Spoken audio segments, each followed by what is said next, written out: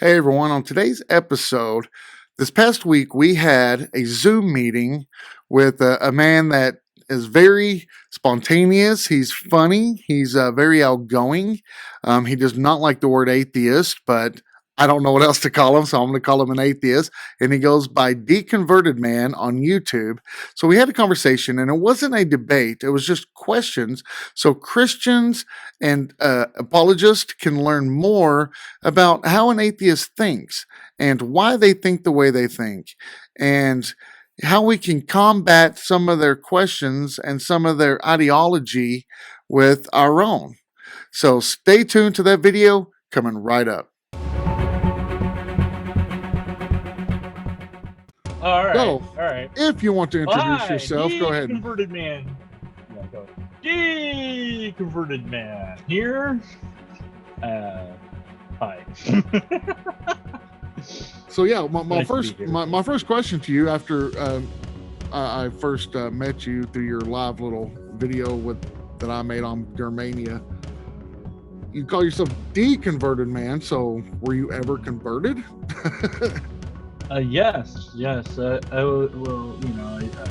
To shamelessly plug my own book, I have Caught Between an Infinite Hope and a Finite Despair available on Amazon that details the whole e-conversion stuff. But the short version of that is that yes, I was a Christian from 8 to 32, and around 32, I was starting to learn about apologetics. I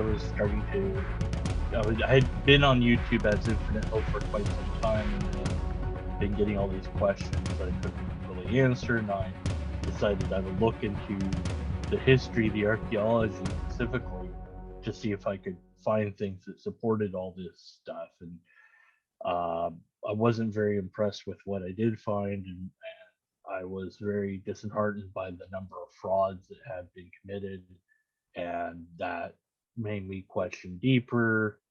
But the apologetics was still there, but I was also parallel to that learning logic. And once I understood logic, I saw how bad the arguments were, and I just, couldn't maintain belief after that.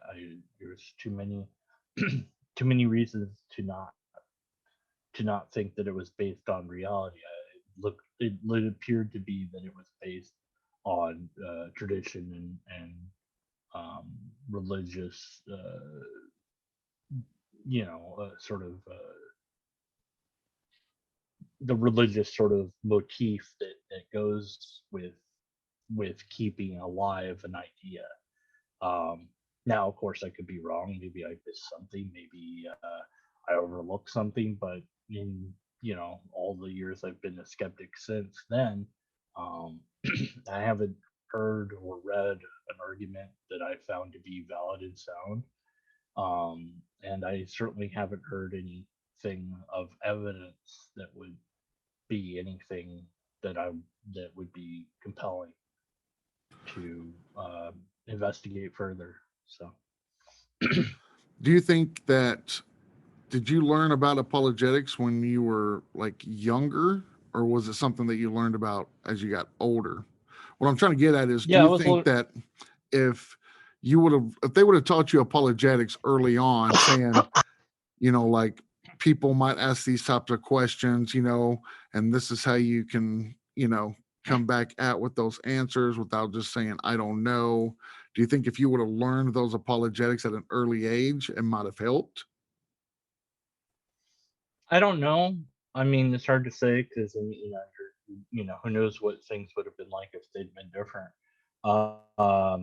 I think that regardless, if the same path had manifested where I learned logic, that ruined apologetics anyways. So I don't know. It would have. It might have helped me maintain faith a little bit longer, but once I learned logic, I just saw that the arguments were not good. And by apologetics, I'm referring to the arguments that are given, not necessarily like answering X, Y, or Z question, although that is a subset of apologetics. I mean the formalized argumentations that are out there for God or for Jesus or any of that sort of phenomenon. But yeah, it's more about that. Yeah, I don't foresee any. I don't know. I honestly don't know, but I don't think it would have changed anything. Right. So you're more talking along the lines of like the Kalam, the cosmological argument, the Yeah, ontological. right, You're just right. saying that you've looked into those Yeah. and you still don't find them to be accurate, I No, guess. they're There are not too many valid. They're loopholes. not well. There's some of them are not well. Some of them are structured correctly, so they're valid, but they're not sound, which means there's one or more logical fallacies. Of course, the problem with that is getting anybody to admit that there are logical fallacies, no matter how you try to point it out or say, well, this is where it went wrong or whatever, because many people become attached to the argument because they think that, well, if that argument's disproved, then that's one less argument for God, and that's a bad thing. It's like, look, the arguments are bad.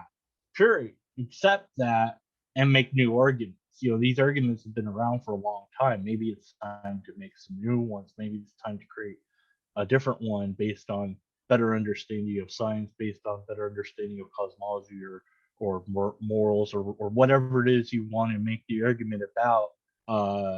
Rather than keep using the same ones that have already been demonstrably deconstructed.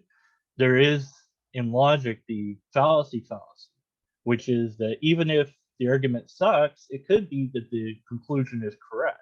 So I never say that the conclusion is false. I always say that we have to be skeptical of the conclusion if we found one or more fallacies in the argument. So with my silly example of lobsters, premise one, lobsters exist. Premise two, if lobsters don't exist, my light is not on. Therefore, my light is off. Well, wait a minute. That doesn't, it's completely incoherent. But my light could be off. It's not. Now it's on. But, it could be off. I could, woo, So the answer could still be true. But because the argument sucks so badly, even if you knew the truth, within the framework of logic would have to be skeptical of the conclusion because you're using the system of logic.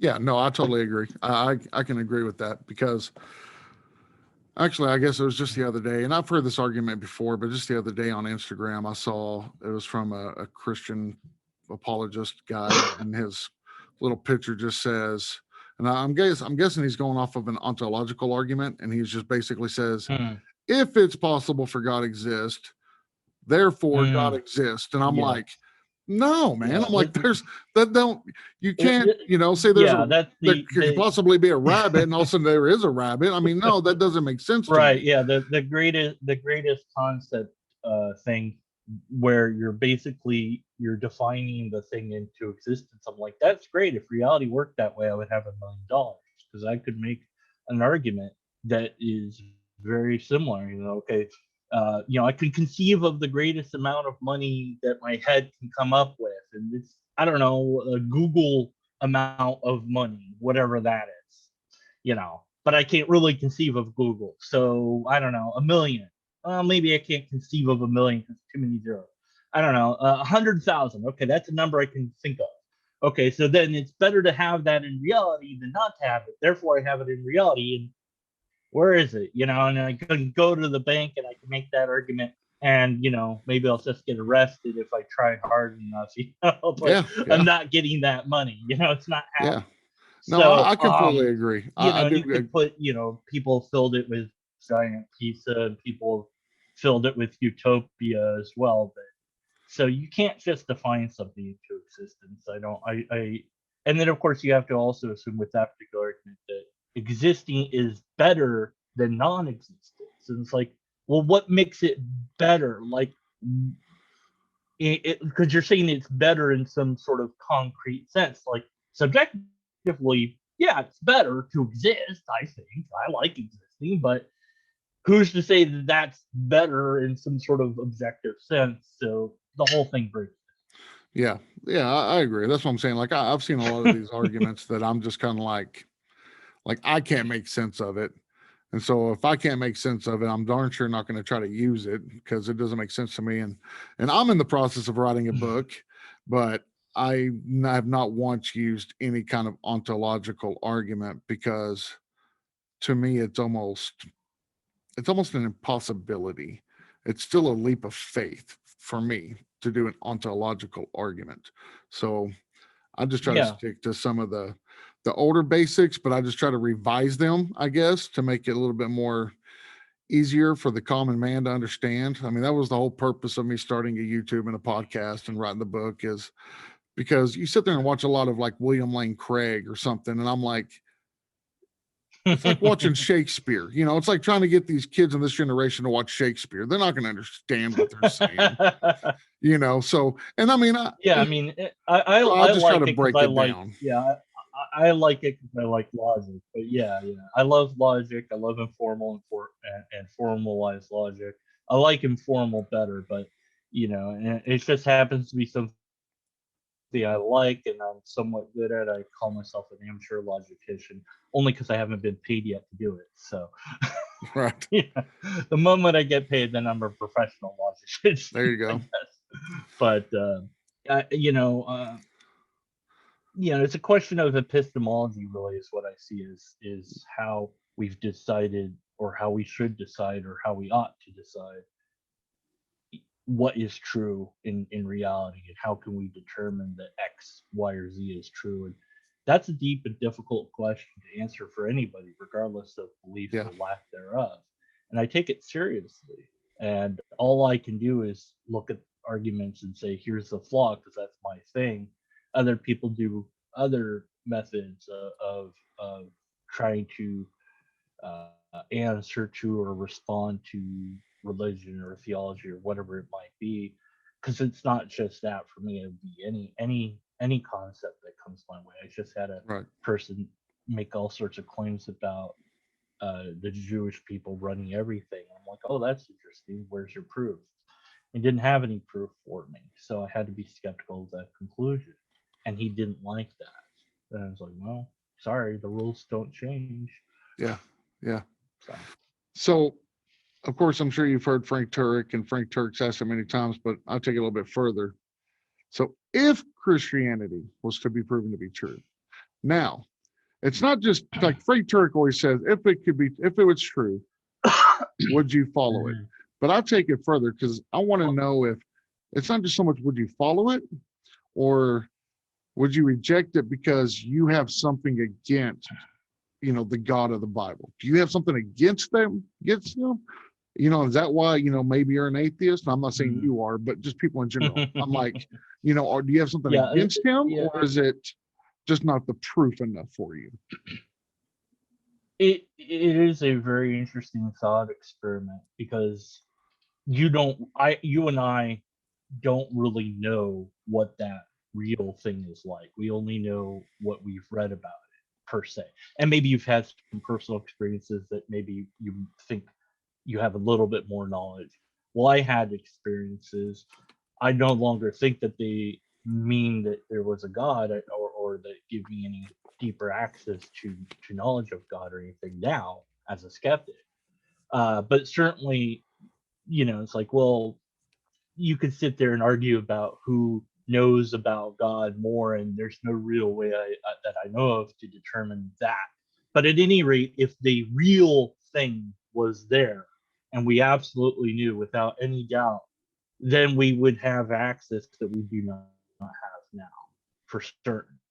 And so we would then be able to ask it questions, interview it, get answers, we'd have exchanges, and so I would get to know the real thing. And at that point, I could make an informed decision about whether or not joining the system was a good moral thing to do or not. Based on the understandings I have from the readings of text alone, I would say no, but that's my version through my subjective reading of any given text.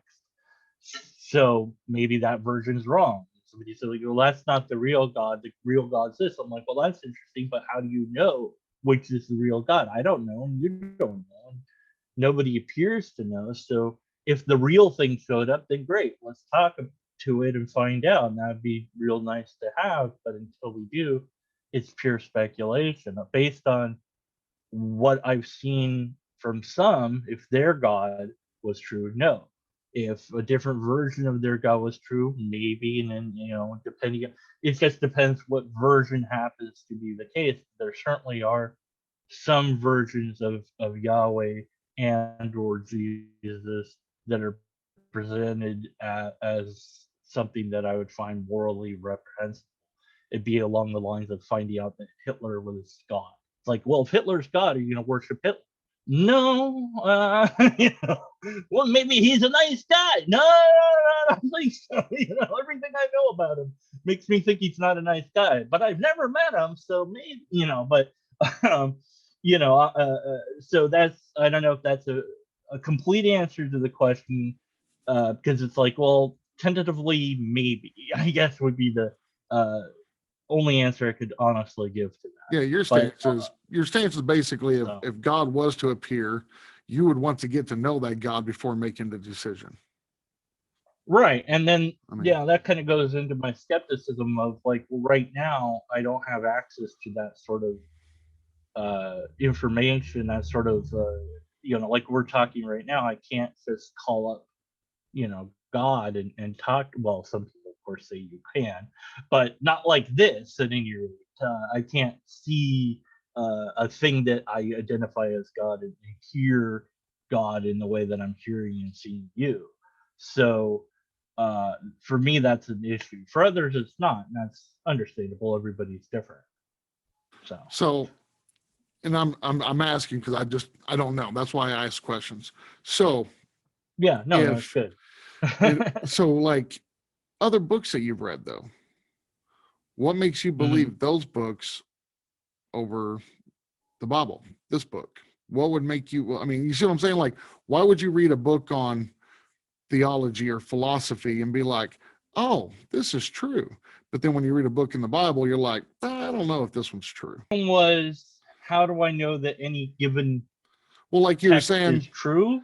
Well, like you were saying that, you can't call up God and talk to him like me and you were talking right now, or you can't call him up on the phone.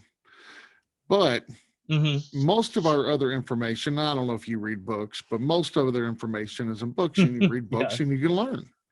And so I'm saying, what to you would make this book on philosophy any different than what the Bible book has to say? What would make it more true than the Bible? Is it because of the age? Well, or is it just because of the stories? No. The methodology for determining if something is true or not, that is epistemology, of course. You could read Gone with the Wind, and if you didn't know that it was a made-up story, you could believe that it happened in the past because everything is pretty darn historically accurate. Of course, there's some perhaps giveaways, if you will, in the book. There's the all-seeing narrator who knows things that none of the characters would have known. There's details that you wouldn't expect a normal human to recall in that amount of detail and to be able to write about. Who's writing this story, right? Because all the Jane's over here, and so who's watching all these people doing all these things, right? But it could still have happened. Somebody could have seen some of these events and been, perhaps they had a photographic memory, and maybe this and maybe that, and you can come up with some explanation of how they recorded this history perfectly, and you could convince yourself that it was real history. But you shouldn't, and there's reasons why you shouldn't. And those reasons are essentially that you've constructed now a narrative to explain how this seeming fiction is an actual fact. And you shouldn't do that, because it's like you read them, then I should approach it with skepticism. So it says, reality is an illusion. Oh, that's interesting. What are they going to do to try to prove that to me? I want to read, in this case, their argument. And if they have a decent argument, I'll look further into the matter, looking up things on the internet or looking up other books to see if other people agree or disagree, talking with people and seeing what they have to say on the matter, they and trying to work out if there's any truth to this at any level. And that sort of scrutiny is, I think, something we should apply to all the things, not just reading, but to anything. Now, of course, we don't have infinite amount of time, so we have to have a shortcut of some sort. And so the shortcut is, for me, it's logic.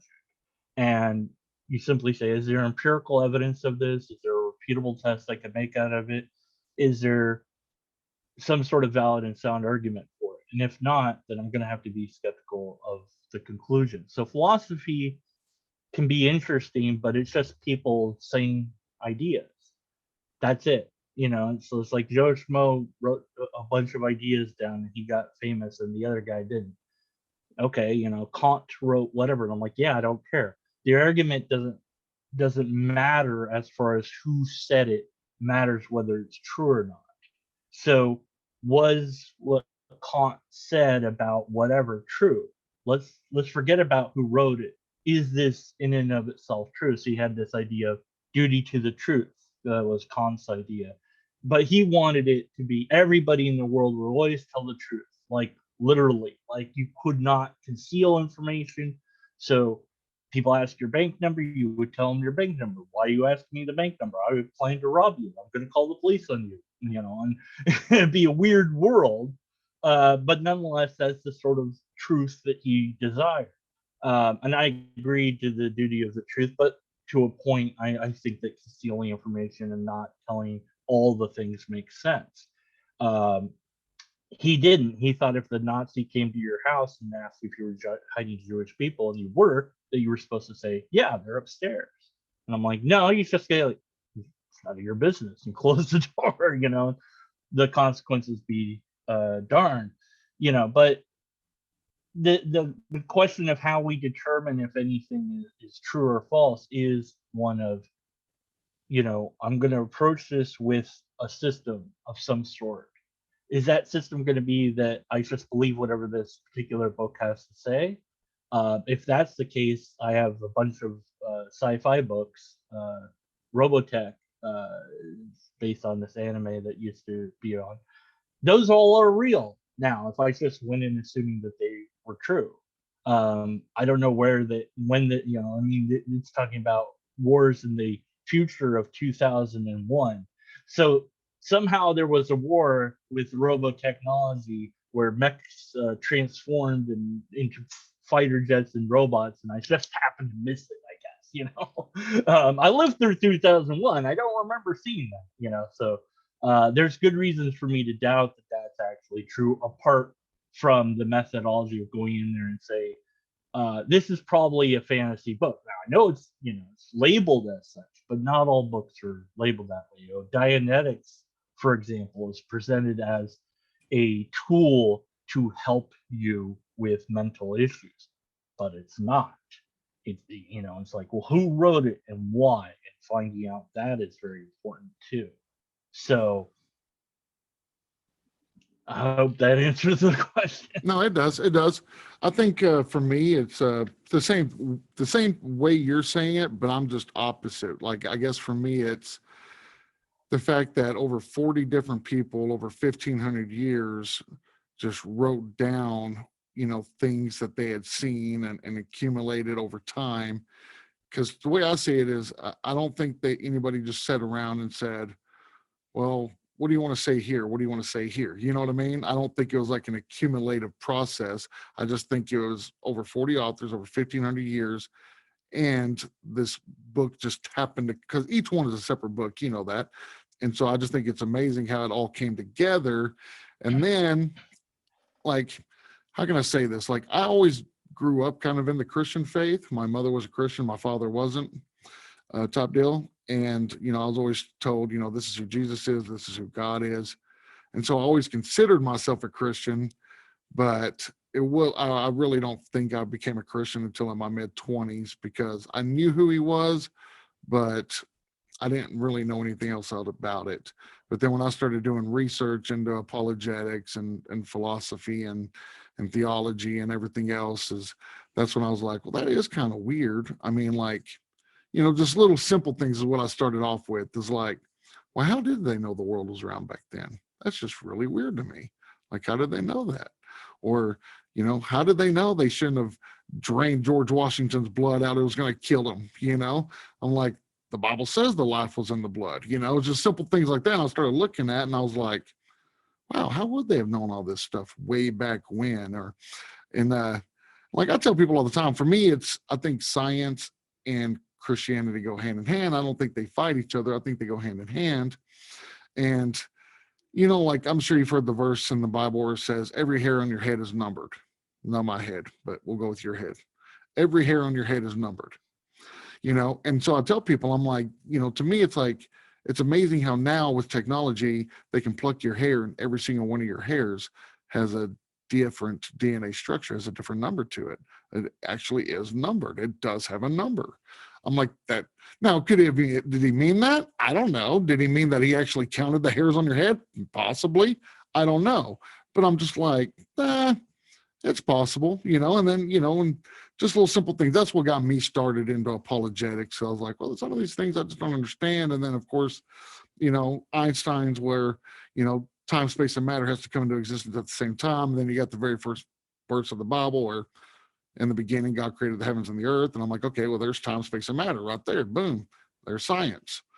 So that's what got me started.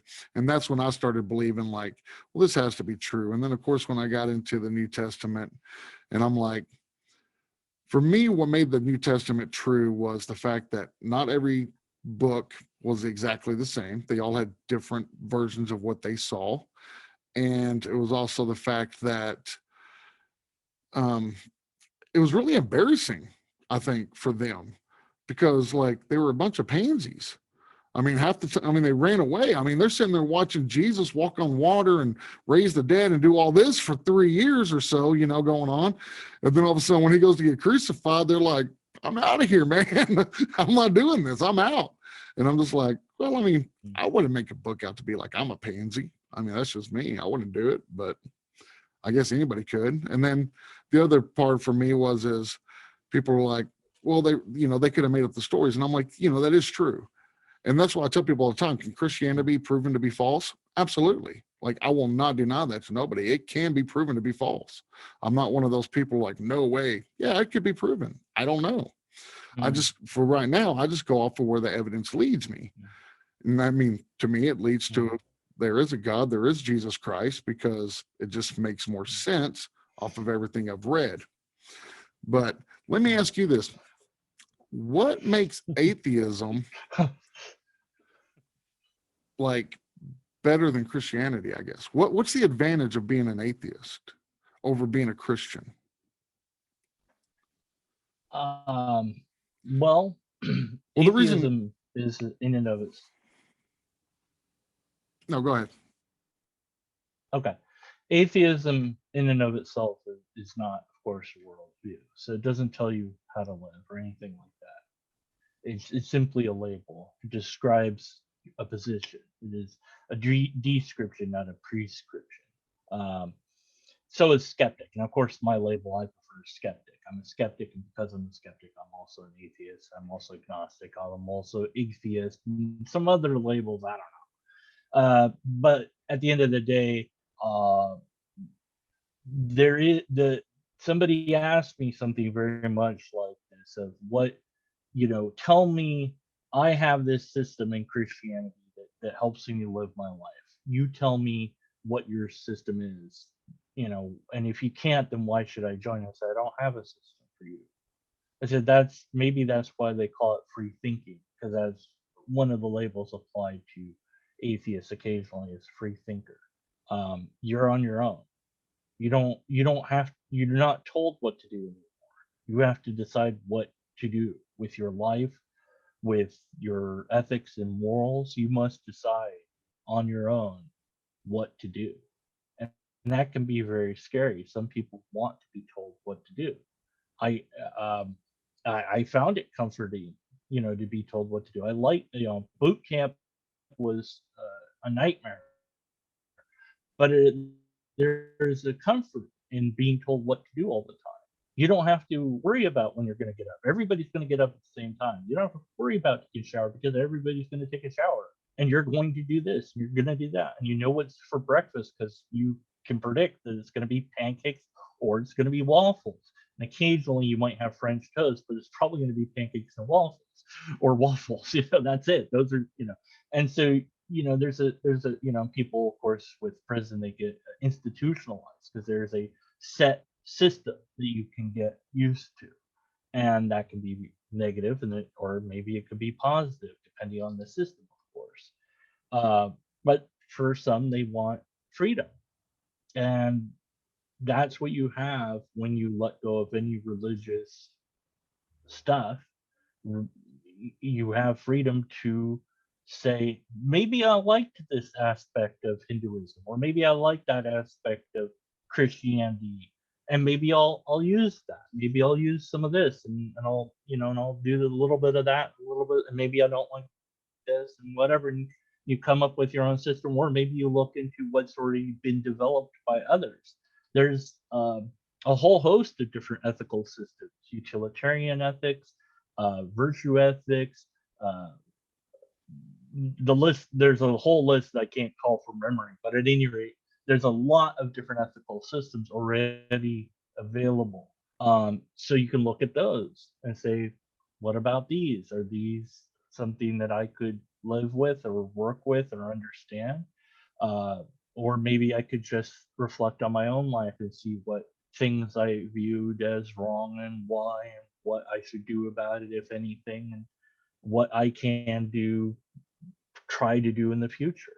And so there isn't a system because you're not given. And the advantage, if there is an advantage, would be freedom.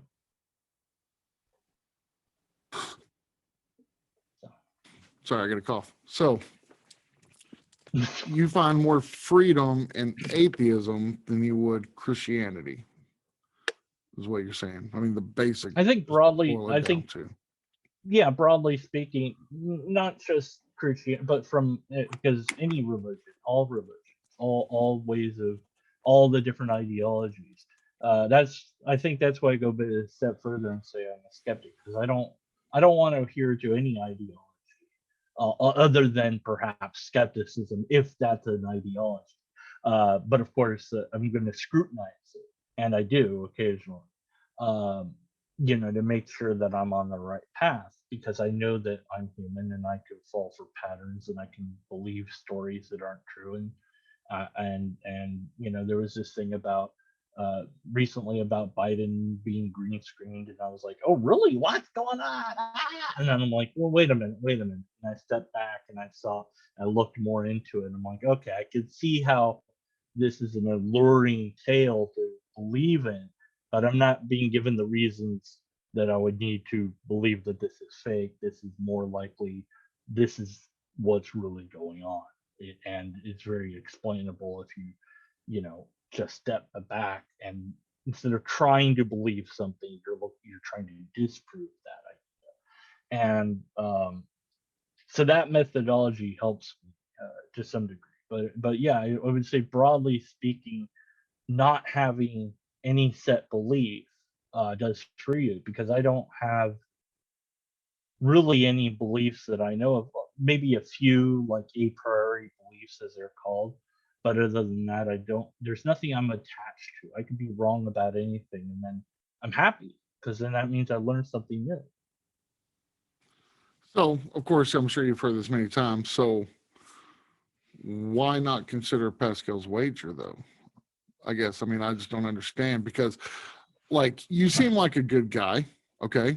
I don't know you like intimately or personally, but you seem like a good guy. So, if you, and I'm talking about the Christian side of the Bible right now, not the Torah, not the Old Testament. I'm talking about the New Testament. Everything Jesus taught, I mean, you got to admit, nothing in there is like something that could harm somebody or make them not live a fulfilling life. I mean, I mean, I don't know what you can name that would be one. I mean, he didn't name a whole lot of Uh, commands. I could name something. I'm not really sure. Since this is my interview per se, that doing that, could lead to some sort of debate. So the time that Jesus said, "Don't bother washing your hands," that could be taken the wrong way by somebody. Um, Not to say that anyone does, but it could be. But regardless of whether it's useful or good or not, is different from whether it's true or not. I think that it's that you could, even if if you found out this was all made up, you can still have value from the stories and ideas there. You would just say, well, no, they're myth, but but I'm using those to build a framework around. Okay, great. And you just let go of the belief that they're really, really real. And perhaps there's some freedom there, because then you can say, here's this part that is a problem that I can now get rid of, whereas before I couldn't get rid of it. Maybe somebody, said, hey, look, Jesus is saying don't wash your hands. No, that's really not it. But let's just get rid of that, since I don't see this as being real. It's just a myth. I can just say, get rid of it. Don't write it down again. Have a new copy without that in there. Just remove that, re-edit it, do whatever so that it's better. I can improve the story. And the very fact that you could improve the story perhaps says something. Um, yeah, and I've got off track now of what exactly I was trying to answer. Uh, so I'll leave it there. So, as an atheist, I just want to hear your side of how do you believe the universe came into existence?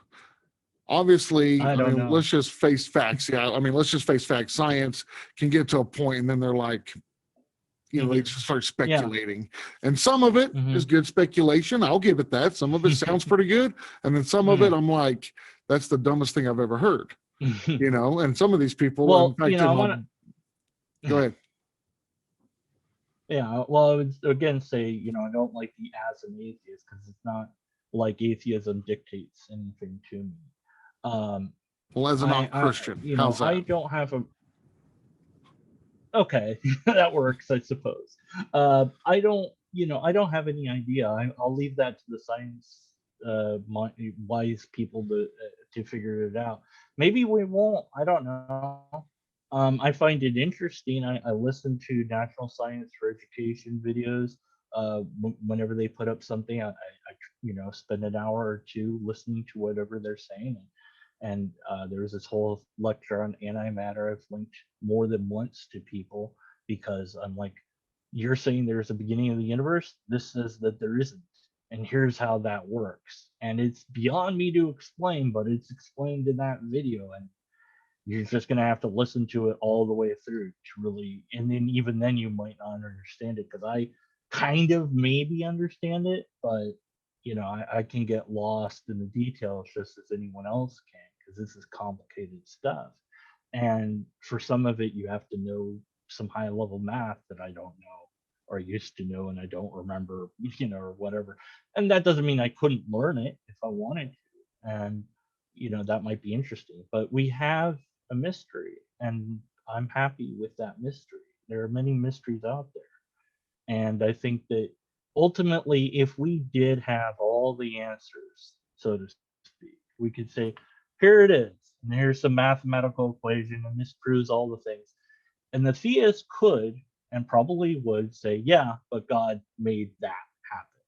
Because you can always move the goalpost back. You can always say that yes, that's true, that explains all the things. But the things that explain all the things, that's still this explanation.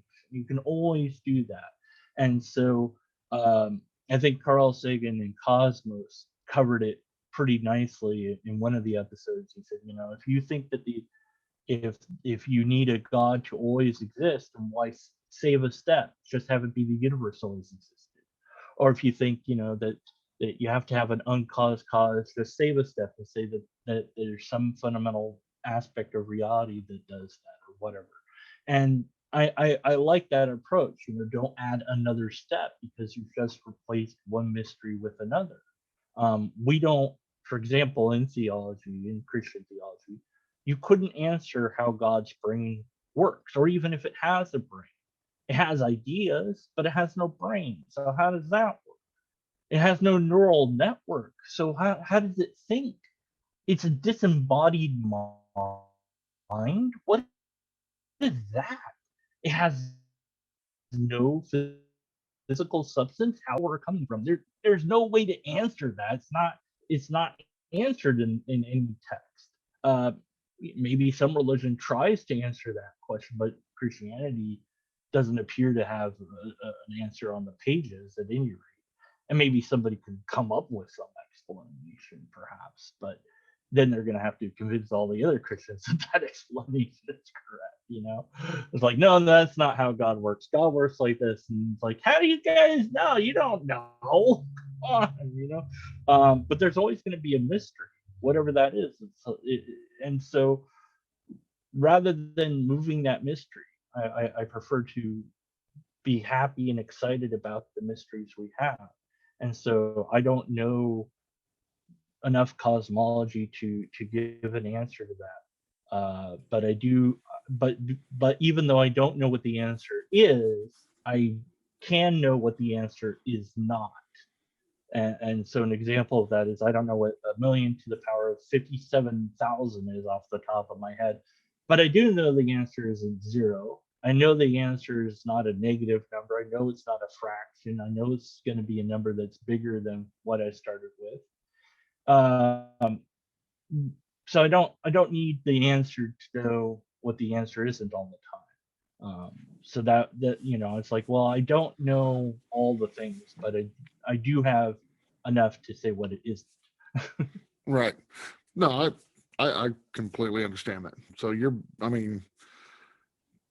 to the point where you're like, well, I don't even know if the universe did have a beginning, so I can't give you an answer to that. So Yeah, I understand that, and I think it, like I said, yeah, I and, have no idea. and I don't know about other Because apologists. it gets tricky with. Yeah, go ahead. I was just saying it's the same way with me with even other apologetics. I mean, to me, it seems like some of the bigger, more popular apologists, they have to have an answer, and I'm like, to me, it's like, no, I don't, because I know you being an atheist, but for me being a Christian, I'm like, well, the Bible says that His ways are higher than my ways, so no, I'm not going to know everything. I'm not. Now I can know some things, and I can research things. And so that's why I never tell people, I'm like, well, I got the burden of proof that Christianity is true. No, I don't have the burden of proof. I can just provide evidence, just like science provides evidence, and you can just come up with your own conclusion. I mean, that's just all there is to it. I don't ever claim to have the burden of proof. But Well, it depends on how you're framing the statement. If you say I believe in X, you don't need to prove that. If you say X is true, then you do, at least within logic. So. no, that I do agree with. So let me see. I'm trying to look over my notes here. So, do you believe in macroevolution? I don't like the word belief. Well, do you think But macroevolution I can be would an say actual that thing? I would say that all the science that I do understand of biological evolution, it appears that that is a subset of macro is micro, and it's just a bigger version, or however you want to put it. So I had a friend do, but I don't know if I can share files or not. But it didn't quite come out the way I wanted per se, but it was still decent enough. Let's see if I can find it here. Where are you? Where are you? There it is. Fish you like. And I saw that there was a way to share something, but now I don't. There it is. File. Microsoft Box, your computer. Okay, take a moment. You can edit this later. Almost. Thought I had it ready, but let's see. Current project. There it is. Fishy Mike. There you are, Fishy Mike. Okay, let's see if that works. Okay, it's sent successfully. So that's sent to you, I think. And then the question is, can we play it here? Because that was the idea. Yeah, I think I can. Let me see. I don't know if you'll be able to hear. Let's try this. No, there's no audio.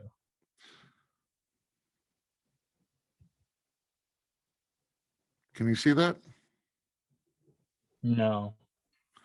Let me see if I can. No. Let's see. Burn. To everyone. Let's see. No.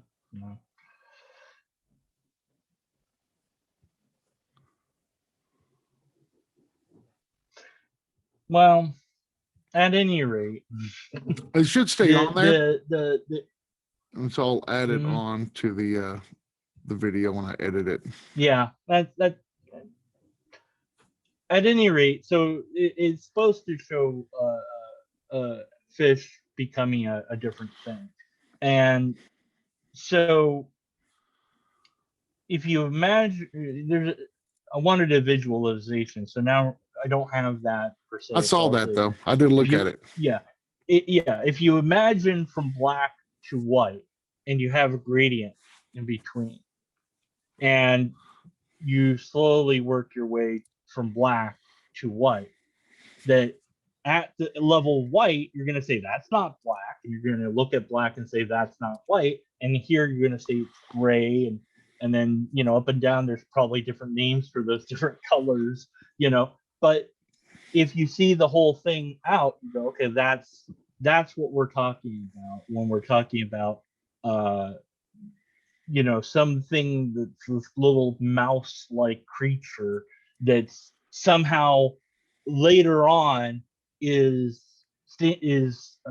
something that resembles a monkey. It's like, wait, what? It's like, well, you have to look at all the steps in between. Otherwise, you're not going to be able to figure that out. And so if you could see that slow change, you would go, okay, that's just, yeah. And you can imagine it with breeding. If you took a cat and you bred enough cats, and we're just going to pretend you have an infinite lifespan and infinite time to do this, but you took all the cats and you bred one until you had it that a deformation of a string of skin from their arm attached to their body, and then you did it again for their other arm, and then you did it again, and you made their arms smaller, and then you made it so their body is smaller, and then you made it so their ears are more pointy, and before you know it, you have a thing that looks like a bat. And you're like, well, is this a cat? Well, yeah, technically it's a cat, but it can't breed with the original cat. So now it's a new species. We have to give it some other name, and maybe it flies, maybe it doesn't. I don't know, but you've made but it took all that to do it. So nature just does that process slowly throughout time, and that's what, to my understanding, macro micro evolution is, just on a different. So when I have kids, they're going to be somewhat like me, and there's going to be small differences. And when they have kids, and if we sent people to the moon to live there, they would adapt to the moon, and they would no longer be able to come and be on Earth. Anybody born on the moon would be stuck there because of gravity. And so they're going to get to a point to where maybe they can't breed with the humans that stood on Earth. So they're now technically a different species because of that. So, yeah, that's what I understand of it. And I'm no evolutionary biologist, so I probably didn't explain it that well, but I find enough evidence of it and to accept that that's the case. And I don't know why anyone would deny it other than doctrine and dogma. I'm not gonna lie, I don't follow you. I know what you're saying, and that is macroevolution. I just don't follow it because, for one, there's no way it can ever be proven. They can't do anything to make macroevolution. They haven't done it yet. They'll never be able to do it. And especially with people and animals, because the epigenetic information can only go so far. It only is going to go so far. And so, like, I tell people all the Not time, and I understand what you're saying. Like, have you have you researched it? I've done a lot of research into it. No, I'm not probably not more than I probably should do more, but I've done quite a bit. Have you gotten books on book on Yes, biological yes, evolution? Try to falsify. Yeah, yeah. try to falsify your ideas. And that's what I try to do. That's the only thing. Yeah, say, look, instead of assuming that maybe I don't get it, maybe I'm not seeing where they're coming from, whatever, but I'm going to look at what they say and take it seriously, because these people are smart. They know what they're doing. They've got all these different chains of evidence. Let's find out what they have to say and really take that seriously, because the only reason really to object to it, I find, is usually because either there's something about your doctrine or that may be suggested to you that you have to disbelieve it, perhaps, which is not true. You can, there's biologos, for example, out there that tries to get people that are Christians to be okay with biological evolution. That if there's a God, it used biological evolution, and we are primates, and that's just the way it is. See, like I said, I've done quite a bit of research, and I still need to do more. There's always more I can do. I'm not going to sit there and deny that. Mm-hmm. Now, as far as microevolution, I'm all for it. Do I believe that I could have a Chihuahua that over millions and billions of years, that sooner or later could become a wolf? Yes, I do believe that. I just believe it'll stay in the canine species. I just haven't seen any evidence, complete evidence yet to say, this, go to the zoo, the phrase, could go from this to a person, because I'm like, to me, there just hasn't been enough time for people to be on Earth for that kind of transformation to happen. First off, I forgot the lady's name. I wish I could remember it right now, but she's studies epigenetic information, and she did the calculations, and she was saying that this is how long it would have to take, and this is only how long, humans, according to science, as we've been here, there's not enough information for us to go from this to this. So I look at that, but I do look at other people too. I look at skeptics. I'm not going to sit there and say I'll only look at people that try to back my view, because that's kind of stupid. The majority of all scientists are perfectly on board with biological evolution. The only ones that deny it are creationists. So that's enough reason for me, just as a superficial level, to think, this is true. Right. The only reason why they don't believe it is due to ideology and doctrine. Whatever is true about reality is true, and if there's a God, then it must conform to reality. So if you say, well, it can't be true if my God is real, then your God can't be real, because this is what is true. 1 + 1 is 2, therefore God. Great. But if somebody say, well, 1 + 1 is 10, therefore God, I'm like, well, that God can't exist, because it's not real. It's not true. So if you intertwine a denial of biological evolution with a belief of God, and you say that one can't exist without the other, then all you're doing is you're making your God impossible by default, and you're creating a stumbling block for non-believers, because I'm never going to accept a God that requires me to deny a fact of reality. It won't happen. I can't do it. Now, maybe you don't have your questions and the misunderstandings, and that's fine. And hopefully, you'll educate yourself, and maybe others will be willing to help you to learn more about that and to resolve those questions. But you actually have to be willing to learn that you are wrong and understand the things, and accept those things that are difficult to understand, or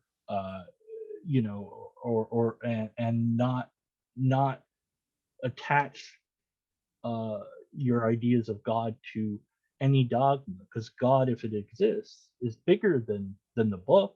It's bigger than you or I. It's bigger than whatever we come up with, whatever we find to be true in reality.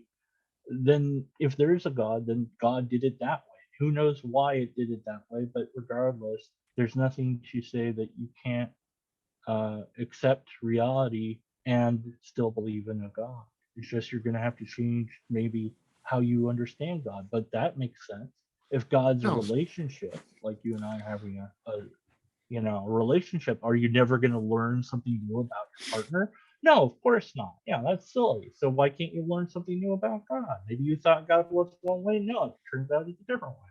no, I So, agree. I agree with that. that's my answer to that. But at any rate, I don't. No, It I was do. when I saw that question, I was like, "Oh, this is an interesting one." Okay, I don't know why he's asking me it, but okay, No, I And I'm do. guessing it's because your own kind of, you know.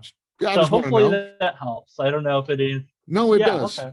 It does because, and I don't know if maybe I said. I guess let me try to make myself clear. I don't believe that macroevolution doesn't exist because God. Hmm. That's not it. Okay. That has, I mean, All right. honestly, if they were to come out tomorrow and show full blown proof that macroevolution exists, Mm-hmm. then to me, I'm still going to believe in God, but I'm going to say Mm-hmm. my study and my knowledge of what I thought it meant Mm-hmm. was completely wrong. So I need Ah, to go change, fair I enough. need to figure out where I Yeah. went wrong, not the Yeah. Bible, because obviously I'm a Christian. I believe the Bible is true. I just read something wrong. I studied it wrong, you know. Yeah. You So have it's to not separate because, the two. yeah, Yeah. so it's not because, I don't want to believe in macroevolution because therefore, boom, all of a sudden God doesn't exist. No, that's not it for me. God will still exist. That just means that Yeah. I've took it wrong. I've read Yeah. it wrong. I've It is. studied it wrong. I It just don't is very believe. much a common. Yeah. It is very much, sadly, a common American problem.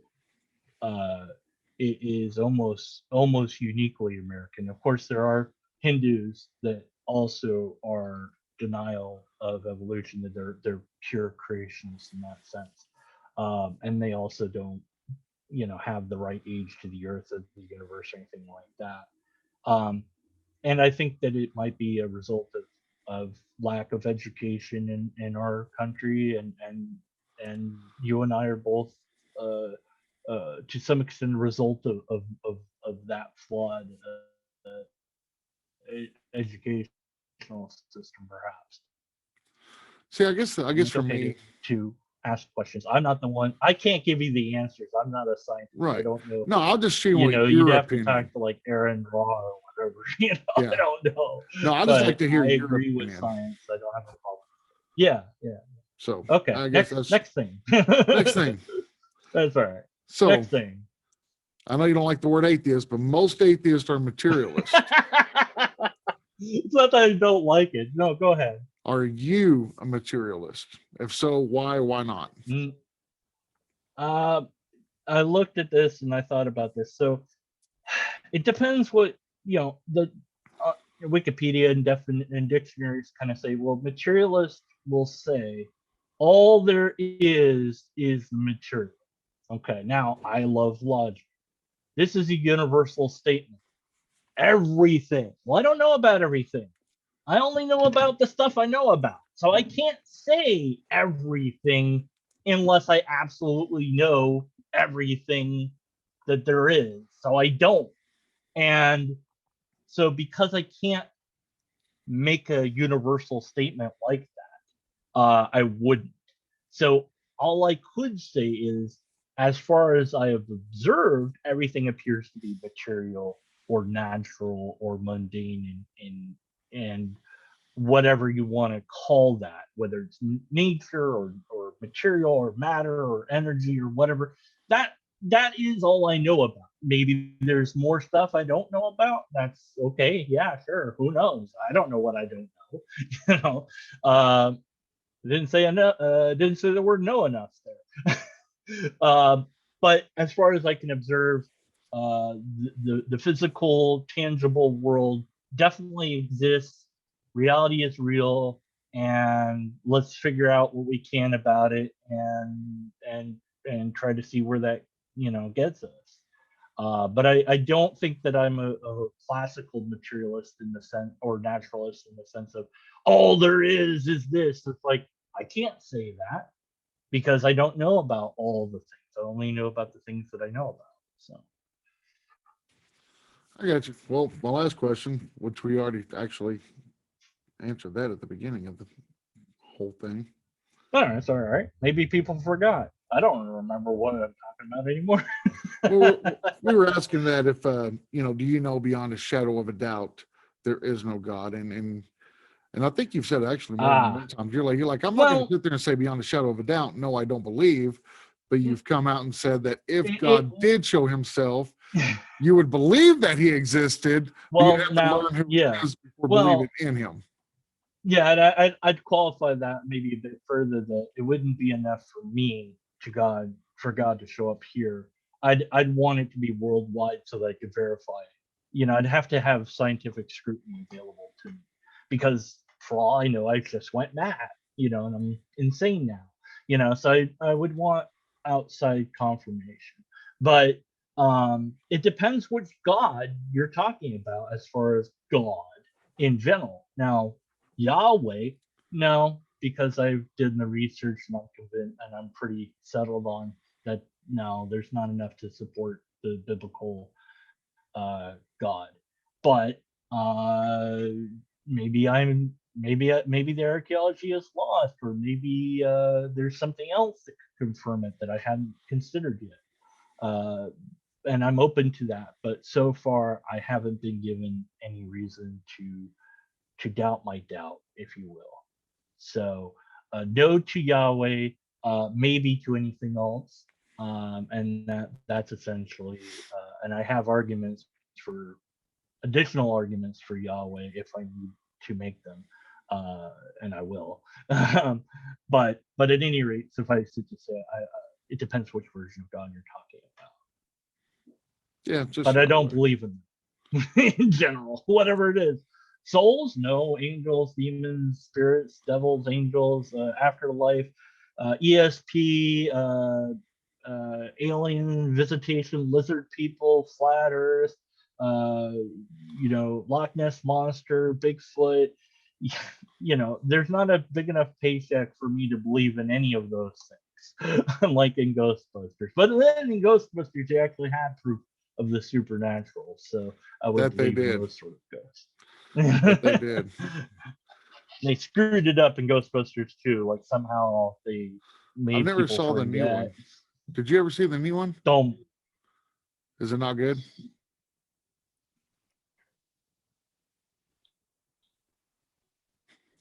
It's deliberately made bad. Now they're going to make a third one apparently, so we'll see how that one turns out. Yeah, I never saw the Anyway, remake. I don't see a whole lot of remakes anymore because a lot of them are bad. Like I yeah. never saw the remake of Footloose. I never saw that because people told me it's like modern music, and I'm like, that's not Footloose, man. We need to get back to the '80s and Yeah. early Come up with '90s. original. Come up with some news story that we haven't heard. Yeah, there's a I have lot of. plenty of ideas. Ask me, and I'll give them some story ideas. Anyways, but yeah, so these were interesting questions that you had for me, and I appreciate being asked. And usually, I'm the one asking all the pesky, skeptical, pokey questions, and so it's refreshing to be on the receiving end of that. And also, I learned a little bit about you, and that's interesting as well. So. I do thank you for your energy and your time on that. Yeah, no, I really do appreciate it. I've had fun actually. I've liked to listen to yours because, like you said, atheism for some people. I mean, and I'm not saying you, but for some people, it's almost as if it's a religion for them. And for you, it's just like, no, I just don't believe in anything that can't be proven. That's just your belief. Yeah, there's And there's a certain set of criteria that I have that that you might not have, that you might apply to certain things but not others. So the criteria essentially, when you hear a skeptic or an atheist or agnostic say, I want proof of God, they're not asking for an argument, because arguments are not proof. They're asking for something that you could not provide. They're asking for the sort of proof we have of this materialistic physical world. And You could say, well, I don't, first, let's be honest, I don't have what you're asking for. Okay. But do you want to know what I do have? Let's leave out the bad arguments. Here's what I know. And that's not enough to convince you, fine, but that's all I know about. And there you go. At least you're not trying to uh, pretend that there's evidence if you don't have access to it. If you say evidence, then we're going to want citations. We're going to want a lot of criteria to fulfill. And if I was to question you, there'd be many questions I'd have for you about research and things of that nature. And we'll do that at some other time. When you're ready, I'll question you on my channel, and that won't be any fun for you, but I'll try to make it fun. It'll be fun. Hopefully, because sometimes it's hard to, because you have this belief that you hold dear to you. And I respect that and I understand that. But I still have to question. And I'm not attacking you, I'm attacking the ideas. Yeah. But it can I feel understand. like a personal attack. But yeah. No, I never take it Anyways, personally. so I never do. yeah. I never try to take it personally. I just like to hear, So, different atheists say different things. Let me ask, I know you can't speak for all, atheists. I know you can't do that. But do you think it's the fact that most of them are looking for proof, or are they looking for persuasion? Are they looking to be persuaded a different way? I would say of the atheists, agnostics, and skeptics that I've encountered over time, I didn't keep track or anything, but I'd say broadly speaking, they're asking for evidence of some sort, whether it be archaeological evidence, empirical evidence, some sort of repeatable test, like some sort of scientific test that we could do, some sort of demonstration. Uh, they're looking for that sort of thing. So one example I've done many times is say, okay, here's this little white octopus that my brother 3D printed for me. I'm going to paint him at some point. But if I was to say, okay, God, levitate this off of my hand, and then suddenly it was to levitate off my hand, then I'd have something to investigate. Now, I wouldn't know if it was God, but I would know that that's very unusual. And I'd want to repeat that, and I'd want to see what's going on and try to figure it out. And for whatever reason, we don't get access to that sort of thing. So we are left without something to investigate. And so because of that, we have to be skeptical of it. Now the theist says, well, maybe it's possible in some world that you'll see this happen, or somebody somewhere said that they saw it happen. I'm like, that's nice, but I don't have that. All I have is this story. That's not enough. I need a video recording. I need an audio recording. Then I have something to scrutinize. And many times the video is fake or whatever. But then I at least have something to look into further, to investigate more into. But of course, you being the person that says, here is the evidence, you should do the work to make sure that the thing you're presenting isn't faked, isn't an illusion or a trick or whatever. So that when you present it, say, here, this is the thing. And I looked through it and I researched and I know, this is not, you're not going to go off a rabbit hole path because I've done my due diligence, because this is important. If the Bible is the most important book in the world, then you should know everything there is to know about it, hypothetically speaking. Well, who published who published the Bible that you own? Maybe you own more than one. What's the publisher for that? You have no idea offhand. Probably, I would guess, I would bet. Well, why not? Why don't you know who published it? Isn't that important? To some degree, can you name all 12 disciples off the top of your head? Maybe you can't. Some people can't. Were there just 12 disciples? How did they decide who was a disciple or not? Who wrote the book and when? Well, who discovered it and where? Those are the sort of questions I will be asking you when we do that. So, anyways, but I'll just end with my usual thing: unless and until we have a valid and sound argumentation, we should be skeptical of the conclusions. So that's my thing. Maybe I can say lobsters. I don't know. All right, so tell everybody how they can find you on YouTube, if you have any other channels, any other social media, how they can get a hold of you if they need to, if they want to, if you want them to. Oh, I'm Deconverted Man. So just, you know, you could type in Deconverted Band, Band, and find my first album. So that's one way to find me on YouTube. I'm only on YouTube. I gave up on Twitter and Facebook, and I feel so much better. I'm free from those insanity. I would strongly suggest and recommend anyone out there to just delete those things and never look back. Just I did my but if you want to personal. get big and but whatever. And then something. Lobster, would you cut it out? No, Lobster, no. Okay. Anyways, so I'm very serious. As you can tell. You look like you have a fun time. Looks like you have a good time. That's all that matters. I do try. I really appreciate and you. also, of course, I'll plug my book one last time. Caught Between an Infinite Hope and a Finite Despair, and that's available on Amazon for only $18. A very good price, I think. It could be less. It could have been more. I don't know. And if you get it, please let me know what you think of it and give me a review, and hopefully my ego can take it. Actually, I probably will. I didn't know you wrote a book, so yeah, I actually probably will get that book. If you can send me an email of that book, just send me an email with the name and everything again, and I'll include it in the description at the bottom of this video, and then I'll just say it off on my podcast what it was. But yeah, no, I'll definitely buy your book because I'm always interested. I want to hear what people have to say. Very much appreciated. Okay, well, thank you so much for this, and thank you for your time. I yeah, look you forward too. to us